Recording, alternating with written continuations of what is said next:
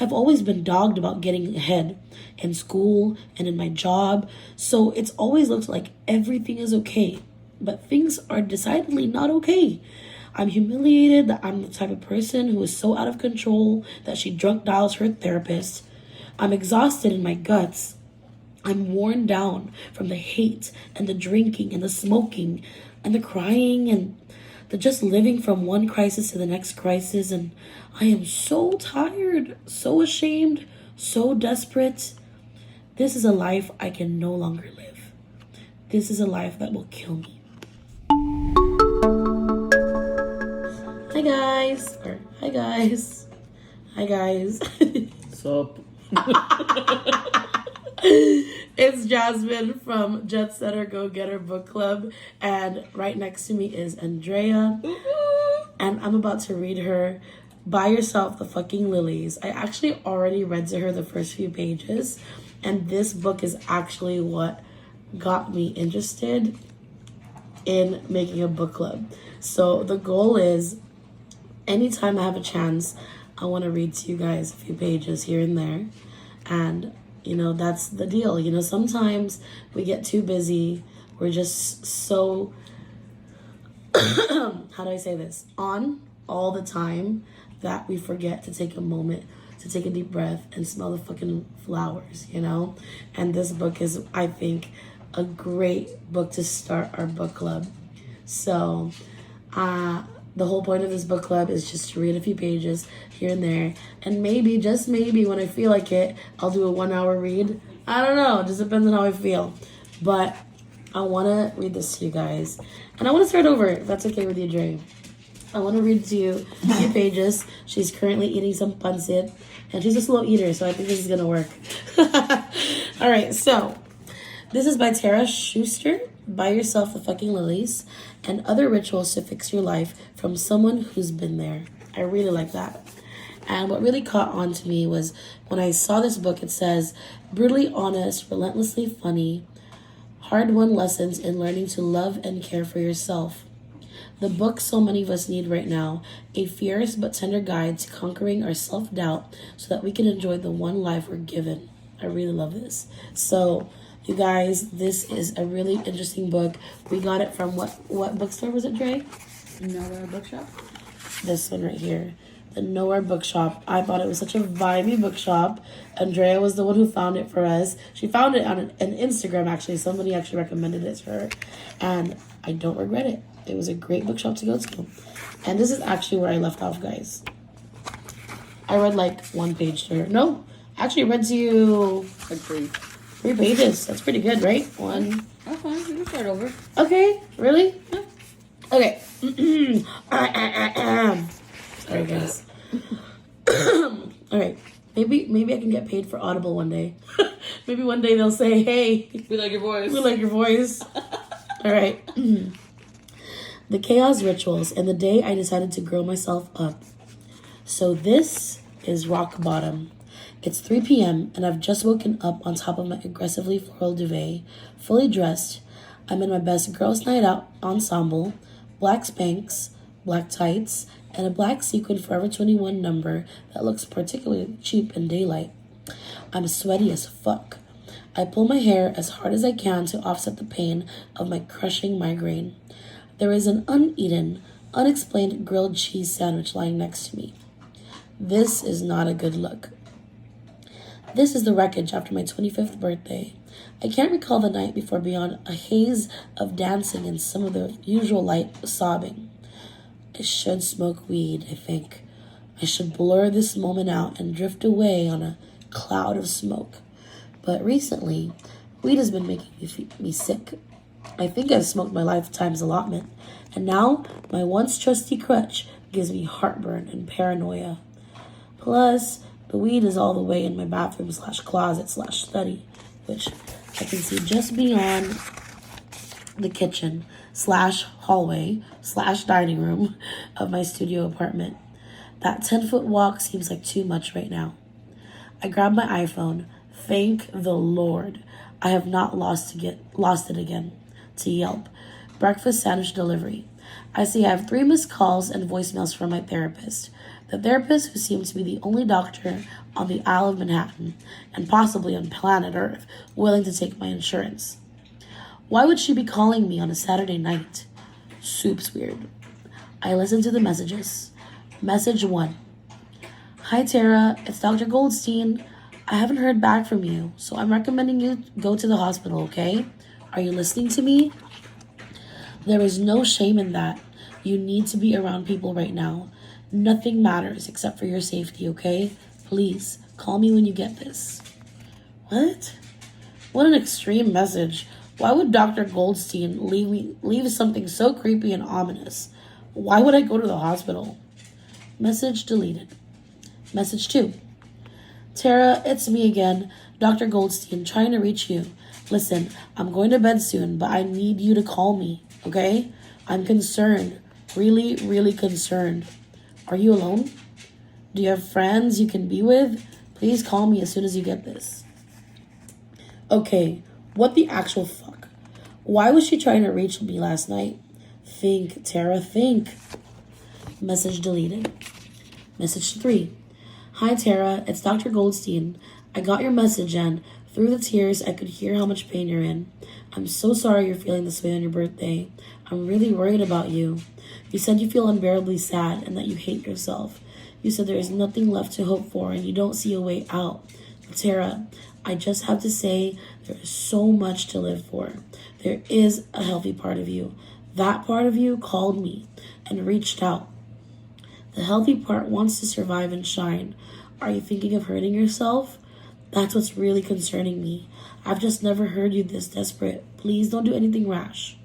I promise you will get through this. Call me back as soon as you get this. Oh my God. Oh my God. Oh my God. Oh my God.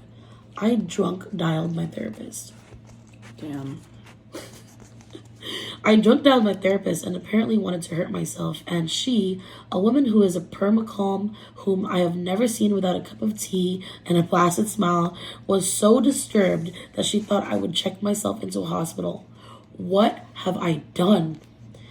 The memories of the past night come flooding in like a tall wave I can't swim over. Here I am at my birthday dinner with my best friend, drinking an unknown number of dirty martinis. Here she is, ditching me early. Here I am, dancing alone in a museum feeling sorry for myself. Here is a security guard telling me, "The party's over, miss," before escorting me out. Here I am feeling super pathetic. Here is a blur, and I don't know how I got home exactly. Here I am taking drunk, sad selfies, posing in front of my bathroom mirror. Here I am in a said bathroom, alternating between crying and vomiting over the toilet. I feel a shame that sparks in my belly, creeps up in my chest, and sets my heart on fire with hate. I hate myself. I hate the things I do. I hate my body. I hate this double life of being good at work and bad at life. I've always been dogged about getting ahead in school and in my job, so it's always looked like everything is okay, but things are decidedly not okay. I'm humiliated that I'm the type of person who is so out of control that she drunk dials her therapist. I'm exhausted in my guts. I'm worn down from the hate and the drinking and the smoking and the crying and the just living from one crisis to the next crisis. And I am so tired, so ashamed, so desperate. This is a life I can no longer live. This is a life that will kill me. Thoughts. She's so sad. Uh-huh. She really does need help. She needs to get her shit together, and I think this was the breaking point. Yeah. I feel for her so much just reading this. I feel this desperate tone, and the italicized in the book makes me feel the pain, and the fact that her therapist was I'm desperately trying to reach you, are you okay? And I've been through this before where I was the therapist and my friend has reached out to me. I was desperate to hear from her, and it's crazy. You you don't realize how hurt somebody could be. You don't realize what situation is the end for somebody. What pushes you that far. And I know this. Like, I've felt this. Oh, no. It's a dark way. I don't know. I feel really bad for people who feel this way because there has been times where I felt this way and it feels like the shame is too unbearable and I just want to hide away from the world. But I've never truly felt like hurting myself. I've thought about it, but I don't do the act. You don't commit. Yeah. But I know of family and friends who do, who've lost their life for being sad and ashamed and not wanting to live anymore. And this book resonates with me so much. And I just feel like this book is so needed for everyone. And this is why I decided to start this book club, you guys. Are you ready for the next one? I feel like my chest is like... it's very heavy. It's heavy. It's heavy. It's heavy because I think that we can relate, you know? Can you relate? Yeah, we can all relate. I hate my body. I can say that with confidence. Okay. I hate my body, and no matter how much weight I lose or whatever diets or exercises I may go on for a certain period and then I lose it, at some point I just look at myself in the mirror and I'm just like, I'm still not satisfied. Damn. I will never be satisfied. I don't feel that way about myself. And that's because I'm overweight. I don't look at myself and say I hate my body. I actually don't look at myself. It's kind of sad, right? I don't look at myself so that I don't hate my body. I think you and I are in a different... we're in the same zone, but I don't think about it. I think I have this though because I've always seen my mom do that. Like when she tries something on, Yeah. she like squeezes her stomach. She tightens everything, tries to like make it look better. I've literally gone into dressing rooms with her and she gets a size smaller and you know what happens? It's always too small. It's always too small and she ends up ripping it and she says, oh no, they didn't make the dress right. I know this is my size and I know I can fit into it. It's like all of these insecurities that I've seen from her, she passed on to me.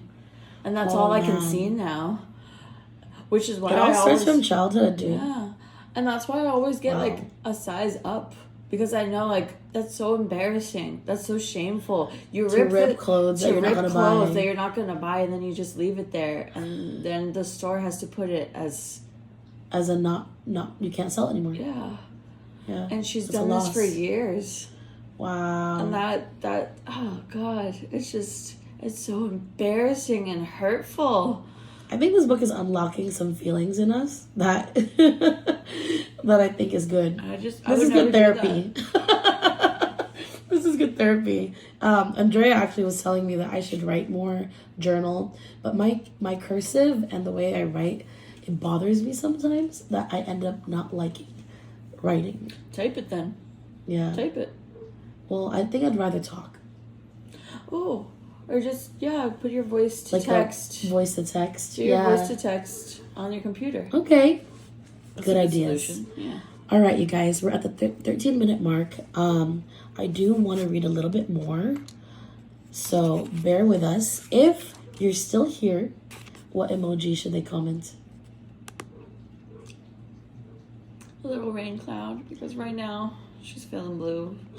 It's raining. Okay, if you're still here right now, please comment a rain cloud, and you will be officially part of our secret book club insider. Okay, so let us know if you're still here, and we're gonna move on. Okay, here are some jokes. Okay, I don't really have any jokes. I'm not a great joke teller. I'm sorry to say. I just feel like that got real dark real fast, and I want to have a moment with you where I can tell you directly that you have nothing to worry about. That mess of a girl no longer lives here. She grew up. She healed. Oh. I am, in fact, stable now, and on a perfect day, when I'm drinking a latte and wearing a feather light perfectly layered Zara scarf. I am joyful, blissed out even. I have a schmancy job in comedy that I adore. I have fulfilling friendships with people I find both fascinating and kind.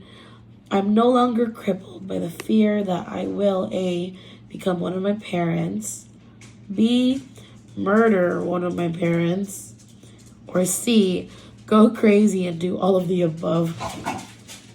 Because guess what? I am going to do none of the above. What a victory. The book you are currently holding in your hands is the story of how I grew myself up from a self-hating mess, wreck, disaster, out of control person to a happy, stable, grateful, gleeful, let's go on an adventure person. I wrote it because I think that within my stories of learning how to take care of myself, you'll find tried and true, practical, and enjoyable tools for your own self-care and healing. By sharing my discoveries, I think I can save you a little hurt and give you some direction on what can be a confusing, frustrating road. Why should you trust me though? For all you know, I've never faced a real challenge in my life beyond getting too wasted and being kicked out of a museum party. For all you know, I had a perfect white picket fence childhood where my mom and dad fully supported me and a cloud never blew past our home. And in some ways, you're right, I was privileged. I went to private schools where I excelled, still paying off that debt though, yikes. I had a roof over my head, and there was always food on the table. But I also spent the majority of my childhood either neglected or emotionally abused by my parents. I had no capable adults to show me how to grow up, much less nurture me. I was privileged, but I was not parented. And by the time I turned 25, the only dependable habits I had learned were figuring out new and interesting ways to spend my days anxious, scared, and constantly on the verge of emotional explosion. Jesus Christ. Actually, it says implosion. I needed to find a way forward. I wanted a life I could enjoy, or at least deal with, but I didn't understand how I might build that life. I think there are a lot of us out there, people who didn't have the worst childhood ever, people who had it pretty good, but nevertheless find themselves regularly crying in their cubicles at work. Damn, dude, this is hitting really close to home. Jesus Christ. Not becoming one of your parents. I think anybody in the comments chime off with a check mark that you definitely did not want to become at least one of your parents. And for me, anybody in the comments right now who's still listening to this, please put a business emoji, a business case emoji for that one right there. It says there, regularly crying in their cubicles at work.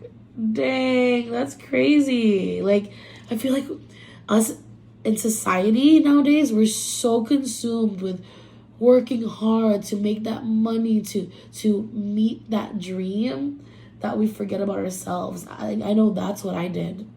I know I did that for many years. Wow. We've achieved the outward markers of a happy, lucky life, but underneath it all, we're terrible at truly living. We walk around with overwhelming anxiety and emotional pain. And then we feel guilt and shame because I didn't have it that bad. I should be fine. My answer to you is no. You don't have to be fine. If you went through some shit, even if it was minor, and it's affecting your life, then you deserve to deal with that shit. Period. That is why I'm with you now, because I've been there. I've been in that sunken, wretched, sad place. I worked like hell to climb out and bathe myself in the sunlight of healing. I spent years creating a blueprint for emotional recovery. And now, I believe I can offer you life-saving tips on self-care and how not to treat your mind and body like a flaming human garbage can.